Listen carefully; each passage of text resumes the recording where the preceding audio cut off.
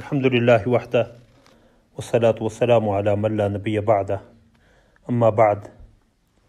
On line عربی زبان course کے شرکاء سے ایک طالب علم کی حیثیت سے چند گزارشات پیش کرنا چاہتا ہوں۔ عربی زبان کی قدر و منزلت کسی بھی ذی عقل سے مخفی نہیں ہے۔ اللہ رب العزت نے اپنی آخری وحی کے لیے اسی زبان کا انتخاب فرمایا۔ ارشاد باری تعالیٰ ہے انا جعلناہ قرآنا عربیا لعلکم تعقلون، اور اللہ رب العزت نے ساری انسانیت کے لیے اپنے آخری پیغام، آخری وحی، آخری رسالت کے لیے اسی زبان کا انتخاب کیا، اور یہ وہی عظیم المرتبہ زبان ہے جسے یہ سعادت ہے کہ خاتم الانبیاء والمرسلین سید الاولین والآخرین حضرت محمد صلی اللہ علیہ وسلم نے اس زبان کے سب سے بڑے فصیح و بلیغ عالم ہونے پر فخر کا اظہار فرمایا، انا افصح العرب بعد انی من قریش۔ اور عربی زبان کی قدر و منزلت مزید اس امر سے واضح ہوتی ہے کہ یہ اسلامی تشخص اور وحدت امت، الہویہ الاسلامیہ اور وحدت الامہ کا مظہر ہے۔ امام ابن کثیر رحمۃ اللہ علیہ اس زبان کے حوالے سے فرماتے ہیں افصح اللغات و اجلاہا و احلاہا و اعلاہا و ابینہا و اوسعہا واکثرها تأدیۃ للمعانی التي تقوم بالنفوس فلہذا انزل اشرف القتب باشرف اللغات۔ اور عربی زبان کی اہمیت کے حوالے سے آپ سب حضرات اس بات سے آگاہ ہیں کہ قرآن کریم کی، احادیث مبارکہ کی، سیرت طیبہ کی، اسلامی فقہ کی اور اسلامی علمی تراث ورثہ جو ہے اسے عربی زبان کے بغیر سمجھنا ممکن ہی نہیں ہے۔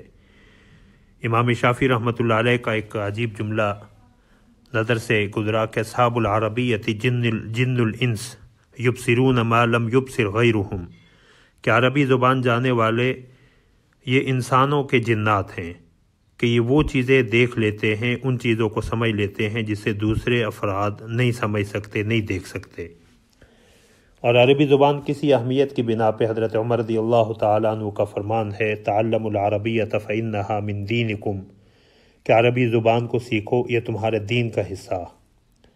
اور حضرت عمر رضی اللہ تعالیٰ عنہ نے حضرت ابو موسیٰ اشعری رضی اللہ تعالیٰ عنہ کو خط لکھا، اس میں ارشاد فرمایا، لکھا فتفقہوا فی السنہ وتفقہوا فی العربیہ واکرموا القرآن فإنہ عربی، کہ سنت احادیث میں سمجھ بوجھ حاصل کرو، عربی کی سمجھ بوجھ حاصل کرو، اور قرآن کریم کو عزت دو کیونکہ یہ عربی ہے۔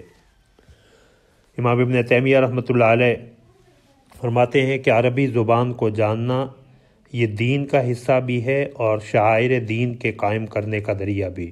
فرماتے صارت معرفتہ ای اللسان العربی من الدین واقرب الی اقامت شعائر الدین۔ اور امام ابن جنی رحمۃ اللہ علیہ فرماتے ہیں کہ اہل شریعت میں سے جو لوگ بھی راہ راست سے، راہ اعتدال سے گمراہ ہوئے ہیں، ان کی اکثریت جو ہے، ان کی گمراہی کا سبب جو ہے اس زبان کو نہ سمجھنا یا اس میں کمزوری۔ فرماتے ان اکثر من ضل من اہل الشریعۃ عن القصد فیہا وحاد عن الطریقۃ المثلی الیہا فانما استہواہ واستخف حلمه ضعفه في هذه اللغة الكريمة الشريفة التي خاطب الكافة بها۔